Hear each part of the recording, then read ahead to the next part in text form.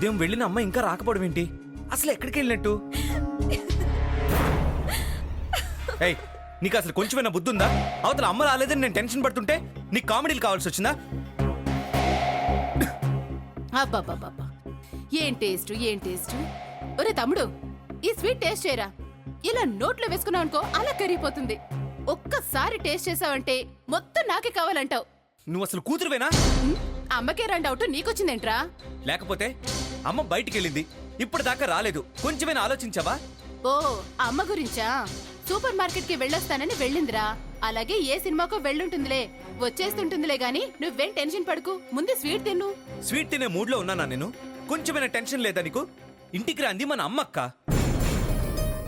Morning వెళ్ళింది, evening అవుతున్నా రాలేదు. ఫోన్ చేస్తే కలవట్లేదు. తెలిసిన వాళ్ళకి ఫోన్ చేస్తే రాలేదంటున్నారు. ఎక్కడుందో ఎలా ఉందో అన్న భయం కొంచెమైనా ఉండక్కర్లా? భయపడితే వచ్చేస్తుందా? ఆయన భయపడ్డానికి 10 ఏళ్ల పసిపిల్ల, 25 ఏళ్ల పడుచుపిల్ల.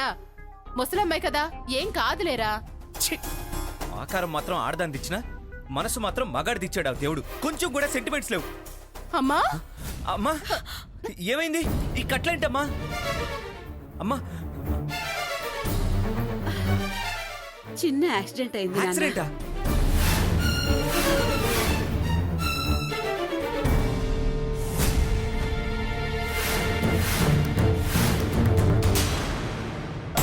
అవును నాన్న. సూపర్ మార్కెట్ నుంచి బయటికి రాగానే ఒక దొంగ వెదవొచ్చి నా మెళ్ళో చైన్ కొట్టేపోయాడు. దాంతో ఈవిడ వారిని కొట్టింది. పాపం దొంగగారు పారిపోయారు. దొంగ గారా? దొంగకి రెస్పెక్ట్ ఏంటి? అంటే దొంగ అయినా మనిషే కదా అని రెస్పెక్ట్ ఇచ్చాను. మీకు ఇష్టం లేకపోతే గారు ప్లేస్ లో గాడు యాడ్ చేసుకోండి. సర్లే, ఆ తర్వాత ఏం జరిగింది? అంతలో వేరే వెహికల్ వచ్చి ముందు నుంచి గుద్ది వెళ్ళిపోయింది. ఎవడాడు? పట్టపగలే కళ్ళు కనిపించట్లేదా? వాడి నెంబర్ ఏమైనా చూసారా?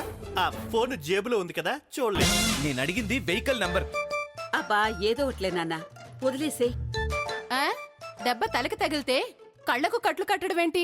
అబ్బా, అమ్మని చూసిన అరగంటకు గాని అక్కకి బల్బు వెలగలేదు. నాకులాగే బ్రెయిన్ బాగా షార్పు.